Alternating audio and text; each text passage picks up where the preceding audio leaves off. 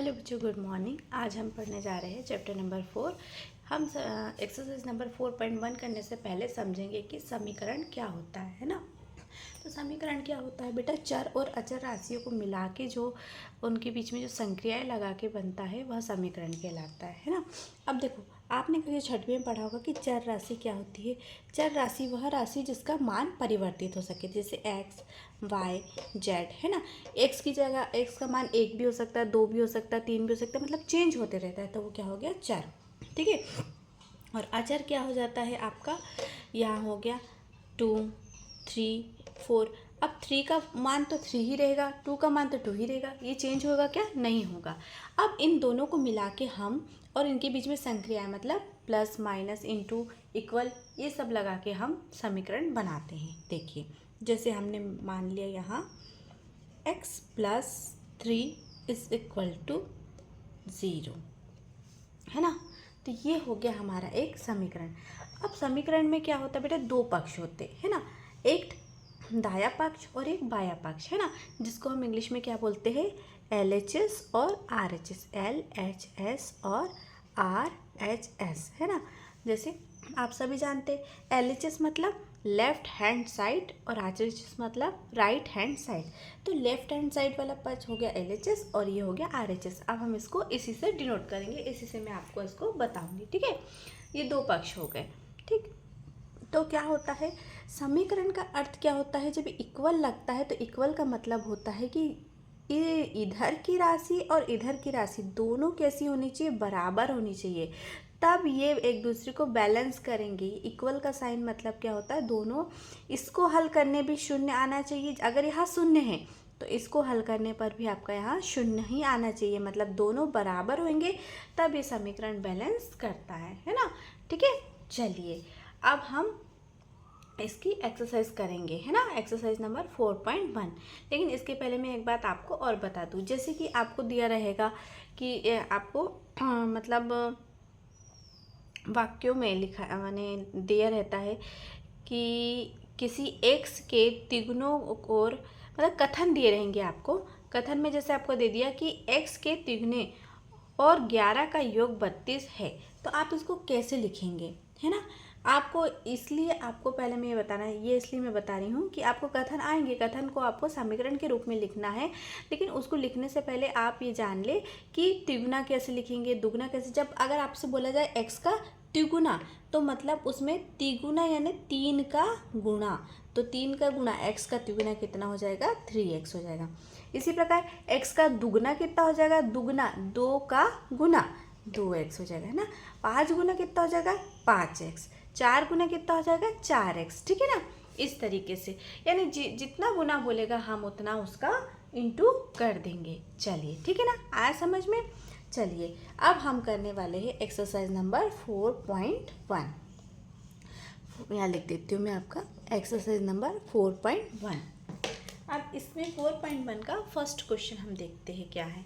4.1 में आपका पहला क्वेश्चन है, एक चार्ट जैसा आपको बना के यहाँ दिया है। इसमें एक में पहले में क्रमांक दिए हुए हैं, तो मैं यहाँ एक के बाद एक लिखते जाती हूँ। क्वेश्चन नंबर 1, तो पहला आपको दिया है x प्लस 3 देखो ये वही आ गया, इज इक्वल टू 0। तो यहाँ पे ऊपर आपको लिखा है चर का मान। क्या लिखा है यहाँ बेटा, आपका चर का मान, और ये है आपका समीकरण, है ना। इसको हम क्या बोलते हैं, इस पूरे को हम क्या बोलेंगे, समीकरण बोलेंगे, है ना। और ये चर का मान। अब यह चर राशि कौन सी है बेटा, x यहाँ पर चर राशि है ना। x यहाँ क्या है, आपकी चर राशि है कि बता। और लास्ट वाला आपको यहाँ पर मतलब कॉलम ऐसे दिए हुए हैं, 3 कॉलम आपको ऐसे दिए हुए हैं। लास्ट कॉलम में आपसे पूछा है कि बताइए कि समीकरण संतुष्ट होता है या नहीं। मैं इसको शॉर्ट में लिख देती हूँ, समीकरण संतुष्ट होता है या नहीं, है ना। तो चलिए अब हम इसको कैसे हल करेंगे, कैसे हमको पता चले कि समीकरण संतुष्ट होता है कि नहीं। तो चलिए इसको मैं आपको हल करके बताती हूँ। यहाँ इन्होंने दे दिया है x बराबर से 3 रखने पर, यहाँ इन्होंने मान ऑलरेडी दिया हुआ है, x बराबर से कितना हमारा 3। अब हम यहाँ पे इसको हल करके देखेंगे, ठीक है ना। x बराबर से क्या रखेंगे हम, 3। चलिए यहाँ हम रखते हैं, देखिए x + 3 = 0। मैं इसको समझा रही हूँ, रफ है समझ लीजिएगा, फिर मैं इसको यहाँ से क्लीन कर दूँगी ना।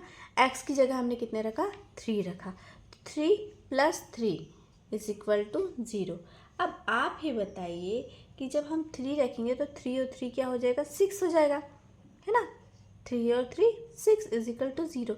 तो क्या बताइए, x का मान 3 रखने पे समीकरण संतुष्ट हो रहा है, तो नहीं हो रहा है। क्यों नहीं हो रहा है, क्योंकि यहाँ 6 आ रहा है और यहाँ 0। और मैंने आपको क्या बताया है, कभी भी समीकरण तभी संतुष्ट होगा जब दोनों पक्ष क्या होगी, आपस में बराबर होंगे। यानी कि इसका आंसर क्या हो जाएगा कि नहीं, ये समीकरण संतुष्ट नहीं होता है। तो फर्स्ट का यहाँ पे लिखते चलती हूँ मैं, नहीं। ठीक है, अब इसी का सेकेंड क्या दिया है आपको, x + 3 = 0 और x बराबर से 0। अब आप x बराबर से 0 रखेंगे, है ना, तो x बराबर से 0 रखेंगे, तब भी बेटे देखो, अगर हमने यहाँ रख दिया 0 + 3 = 0, तो 0 + 3 तो 3 हो जाएगा, तो 3 = 0 आ जाएगा। कितना आ जाएगा, x का मान रख दिया 0 + 3 = 0, तो 3 0, तो भी समीकरण संतुष्ट हमारा नहीं होगा, क्योंकि एक पक्ष में हमारा LHS में क्या आ रहा है, हमारा 3 आ रहा है, और RHS में हमारा 0 आ रहा है, तो यहाँ भी समीकरण संतुष्ट नहीं होगा, तो इसका भी हो जाएगा नहीं। ठीक है, अब इसका हम करने वाले हैं थर्ड। ठीक है, थर्ड में क्या है हमारे पास, x प्लस, ये सेम सिचुएशन है, बस नाम इसके थोड़ा मतलब यानी समीकरण एक ही है और मान इसका हम बदलते जा रहे हैं, x = -3। अब यहाँ हमने रख दिया -3 x की जगह, प्लस का 3 = 0। अब 3 से 3 कट जाएगा, माइनस प्लस माइनस तो बच जाएगा 0, तो 0 = 0। तो अब आपका समीकरण संतुष्ट हो रहा है। तो किस कंडीशन में हो रहा है, x बराबर से हम -3 रखेंगे तब हमारा समीकरण संतुष्ट होता है, तो इसका उत्तर हो जाएगा हाँ। ठीक है, चलिए अब क्या है, x - 7 = 1। हम यहाँ पर क्या मान दिया है इन्होंने, x बराबर से 7।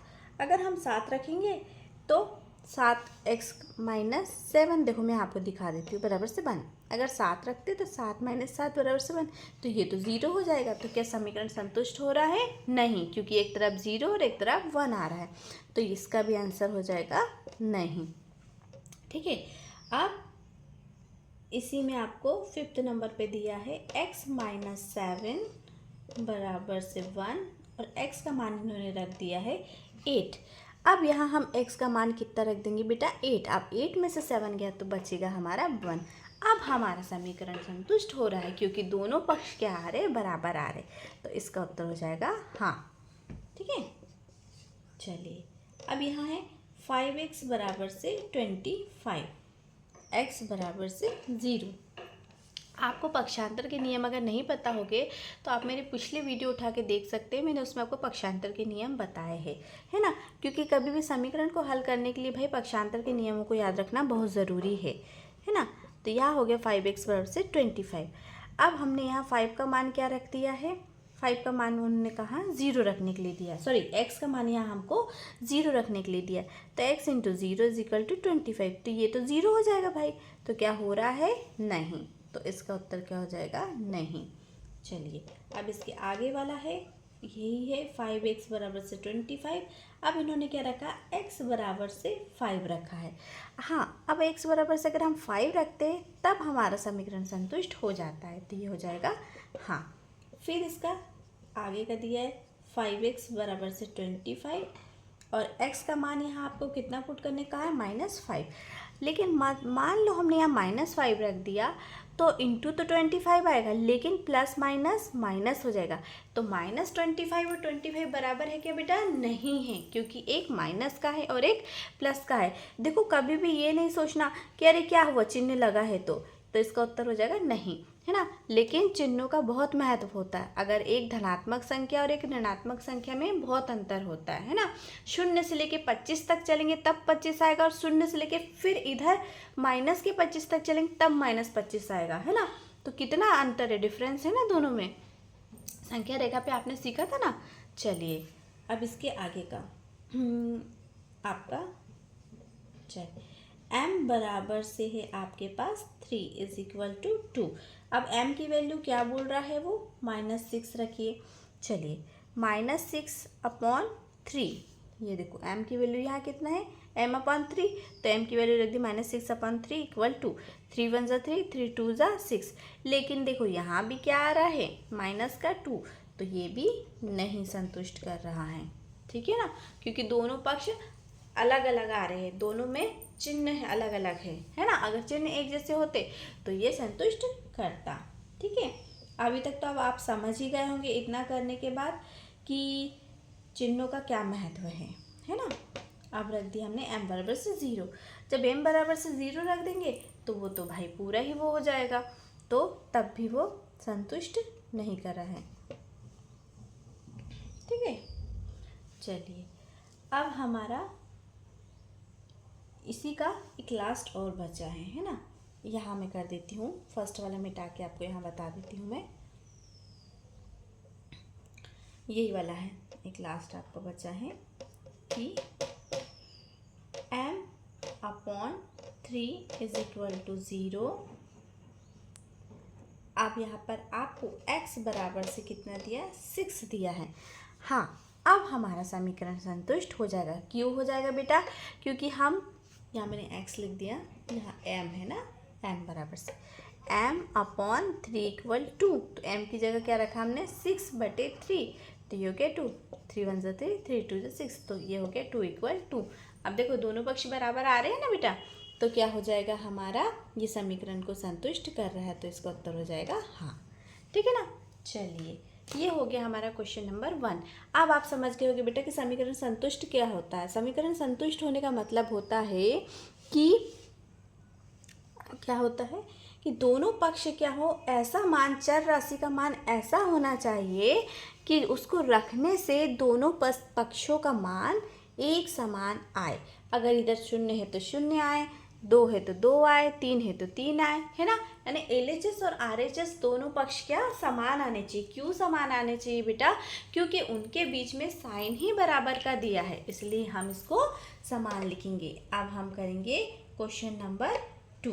क्वेश्चन नंबर 2 में हमको क्या दिया है कि जांच कीजिए कि कोष्टक में दिए हुए मान दिए गए संगत समीकरणों के हल है या नहीं है। यहाँ भी हमें वही चीज़ पूछी है, तो हम इसका a लिखेंगे। a है n+5 इज इक्वल टू 19, है ना। अब हम धीरे धीरे क्या करने जा रहे हैं, समीकरण को हल करना सीख रहे हैं, ठीक है ना। इन मानों को रख के अब हम देखो अब इसको सॉल्व करते हैं। हम सॉल्व क्या हो गया, n+5 इज इक्वल टू 19, है ना। तो यहाँ कितना है हमारे पास, n बराबर से हमें 1 दिया है, तो हमने क्या रख दिया भाई, n बराबर से 1 + 5 इक्वल 19। तो यहाँ देखो 1 और 5 क्या हो गया, 6 बराबर से 19। तो क्या दोनों आपको LHS और RHS बराबर दिख रहे हैं, तो नहीं, तो हम यहाँ लिख देंगे LHS is not equal to RHS। Okay, ये हो जाएगा हमारा आंसर, ठीक है। चलिए इसका B है। B हमें क्या दिया है, B दिया है 7n + 5 इज इक्वल टू 19, और n की वैल्यू कितना दिया है, n इज इक्वल टू -2। चलिए अब इसको हम सॉल्व करते हैं बेटा। 7n + 5 इज इक्वल टू 19 और n इज इक्वल टू क्या दिया, -2। दैट मीन्स हमें यहाँ क्या रखना है, n की वैल्यू क्या पुट करनी है, -2। तो -2 + 5 इज इक्वल टू 19। ओके, तो 7 2 ज़ा 14 कोष्टक में है, यानी कि इसका इसमें क्या है, इंटू है। आपको कोई साइन नहीं दिख रहा है, इसका मतलब क्या है, इनके बीच में आपका इंटू है, ठीक है ना। तो ये हो गया 14, लेकिन 14 किसका हो गया, प्लस और ये माइनस, तो ये हो जाएगा माइनस, है ना। जब प्लस और माइनस का इंटू होता है तो वो क्या होता है, माइनस होता है। तो 14 और ये हो गया +5 इज इक्वल टू 19। चलिए अब हम क्या करने जा रहे हैं, यहाँ भी हम इसको ऐसे करते हैं, ठीक है ना। चलिए ये कितना हो गया भाई, अब देखो 14 माइनस का है, और 5 प्लस का है। और प्लस माइनस क्या होता है बेटा, माइनस होता है ना। तो 14 में से हमको 5 को माइनस करना पड़ेगा, तो कितना बच जाएगा बेटा हमारे पास, 9। ठीक है, ये हो गया 19। और ये बड़ी संख्या का चिन्ह लगता है, इसलिए बड़ी संख्या का। अब बताइए ये दोनों क्या बराबर आपको लग रहे हैं, नहीं, तो हम यहाँ लगा देंगे क्रॉस। तो यहाँ लिख देंगे हम LHS is not equal to RHS। ठीक है ना। चलिए अब इसका आगे का क्वेश्चन करते हैं हम। क्वेश्चन नंबर सी क्या दिया है आपको, क्वेश्चन नंबर सी आपको दिया है ना, क्वेश्चन नंबर इसका सी। तो सी आपको दिया है बेटा 7 and +5 इज इक्वल टू 19। वही दिया है, बस इसमें आपको मान चेंज करके दे रहा है ये, है ना। क्या चेंज करके दे रहा है, मान जो दिया है वो चेंज करके दे रहा है। 7n + 5 = 19 और यहाँ हो गया n बराबर से 2। अब हम n का मान क्या पुट कर देंगे, 2 कर देंगे। तो 7 × 2 + 5 = 19। तो बेटा यहाँ कितना हो गया, 7 × 2 14 + 5 = 19। तो यहाँ हो जाएगा हमारा 14 और 5 19। तो ये हो गया हमारा, सॉरी ये प्लस नहीं था, इक्वल था, है ना। तो यहाँ हो जाएगा कि हाँ ये वैल्यू क्या कर रही है, इसको जस्टिफाई कर रही है ना। तो ये हो जाएगा हमारा दोनों बराबर, LHS बराबर क्या हो गया हमारा RHS। ये जो समीकरण है, ये जो मान है हमारा समीकरण को संतुष्ट कर रहा है। ठीक है ना। चलिए अब इसके हम आगे वाला क्वेश्चन करेंगे। क्वेश्चन नंबर, ये हो गया हमारा क्वेश्चन नंबर डी ना, ABCD। डी क्या दिया है आपको, डी दिया है 4p - 3 बराबर 13, है ना। और p बराबर से आपको दिया है 1। चलो अब इसको सॉल्व करके देखते हैं हम। ठीक है, तो यहाँ हो गया 4p - 3 बराबर से हो गया हमारा 13। तो p की वैल्यू हमें कितनी पुट करनी है बेटा, 1 करनी है। तो 4 × 1 - 3 बराबर से 13। तो ये कितना हो जाएगा, 4 - 3 = आ गया हमारा 13। अब आप ही बताइए, 4 में से 1 जाएगा तो वो 3 जाएगा तो 1 बचेगा। तो क्या ये बराबर है, तो ये बराबर नहीं है। तो हम यहाँ लिख देंगे LHS is not equal to RHS। ठीक है, चलिए ठीक है ना। ये हो गया हमारा डी नंबर का। अब हम इसका आगे वाला करेंगे। ये हमारा अभी क्वेश्चन नंबर 2 ही चल रहा है। ये क्वेश्चन नंबर 2 के अंदर ही आपको दिए हुए हैं ना। इसका ई क्या है आपका, ई आपको दिया है 4p - 3 बराबर, वही दिया है, बस इसमें मान बदल के आपको रखना है। p बराबर से -4 रखना है। चलो अब इसको हल करते हैं भाई हम। ये हो गया 4p - 3 बराबर से 3 और p बराबर से हो गया हमारा -4। तो अब हमने क्या किया, इसको भी मैं मिटा देती हूँ तो थोड़ा क्या साफ हो जाएगा, क्लियर आपको समझ आएगा, है ना।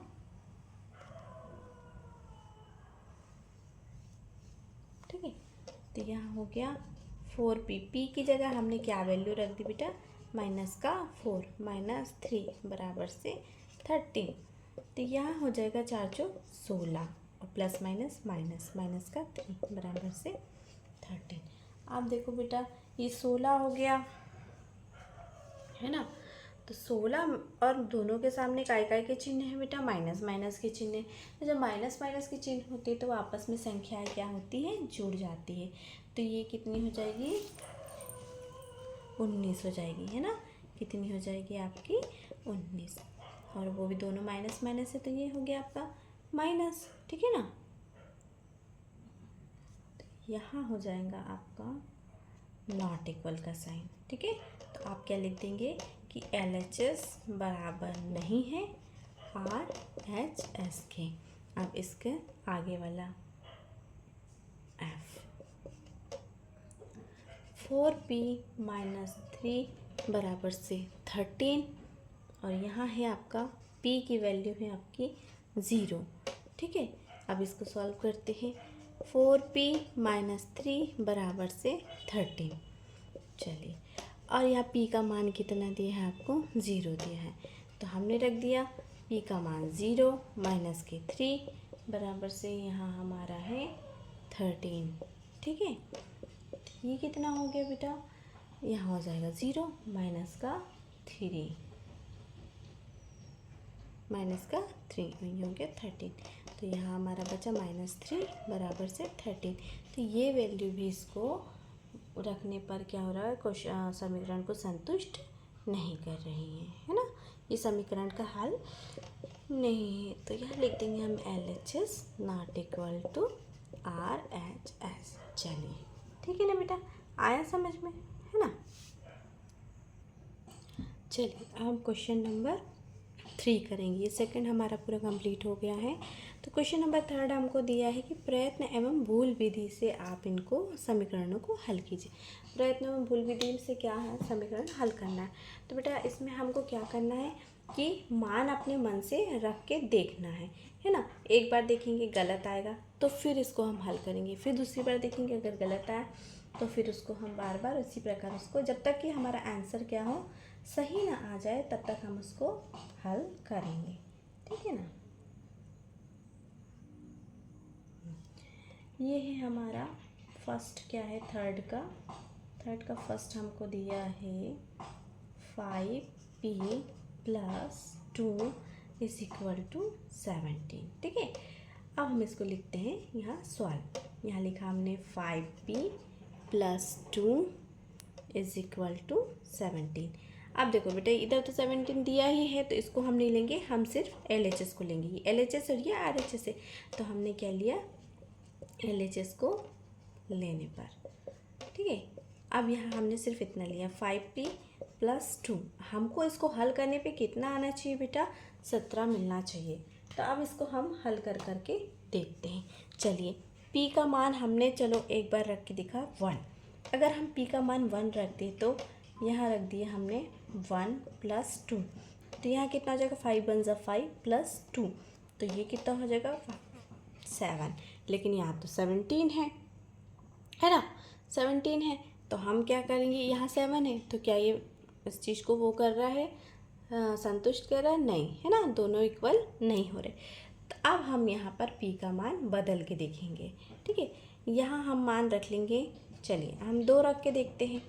अगर हम p का मान यहाँ हम 2 रख के देखते हैं, तो ये रखा हमने 2 बराबर से 2, तो 5 दूनी 10 धन 2। अभी भी हमारे पास क्या 17 आ रहा है? नहीं आ रहा है ना? 17 हमारे पास नहीं आ रहा है। तो अब हम यहाँ p का वैल्यू को कितना रखेंगे बेटा? 3 रख के देखते हैं। p की वैल्यू हमने ली 3। ठीक है, तो 5 × 3 प्लस का 2, तो यहाँ आ जाएगा 5 3 = 15 प्लस 2, और 15 और 2 कितना हो गया? 17।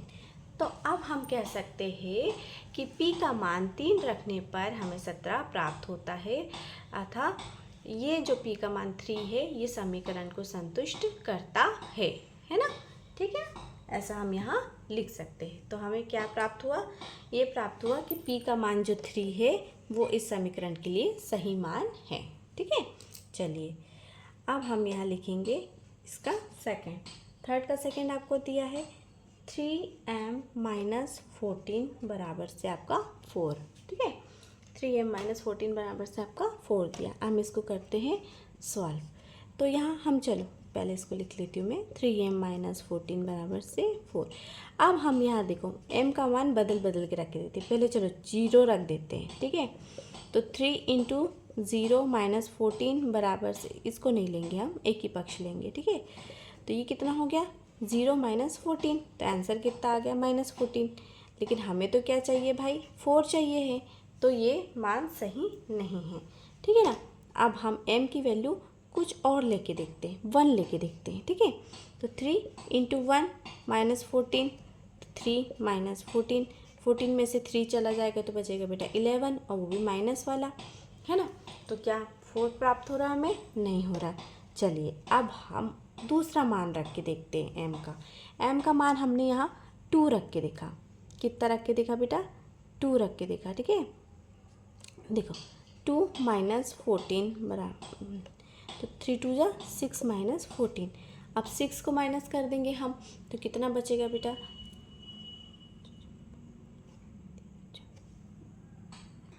हमारा 8 बचता है ना।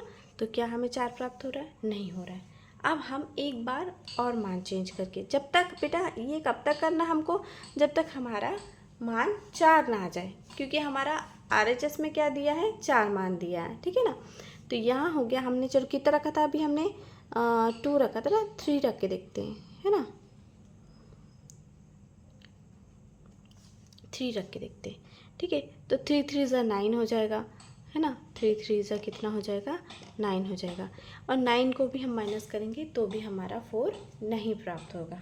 तो हम इसका बड़ा मान रख के देखते हैं। चलिए अब हम यहाँ क्या रख के देखेंगे?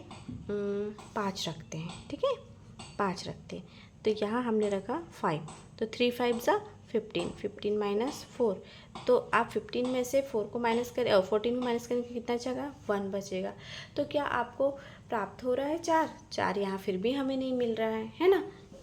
ऐसा हमें कब तक करके देखना है? हमें जब तक करके देखना है जब तक हमारा मान सही ना आ जाए। अब हम इसकी जगह क्या करेंगे? दूसरा मान लिखेंगे। यहाँ हम 6 लगा के देखते हैं, है ना। 3 इंटू 6, m की जगह हम क्या रख के? 6 रख के देखते हैं, है ना। 3 इंटू 6 कितना हो गया हमारा? 18, है ना, माइनस का 14। अब देखिए 18 में से 14 गया तो बचा 4। तो हम क्या लिखेंगे कि m बराबर से, आंसर में लिखेंगे m बराबर से 6 जो है समीकरण का सही हल है ना। यानी जो m बराबर से 6 रखने पर हमारा समीकरण संतुष्ट हो रहा है। ठीक है बेटा, चलिए इसके आगे के क्वेश्चन में नेक्स्ट वीडियो में कराती हूँ ना। Okay bye, please like share and subscribe कीजिए बेटा।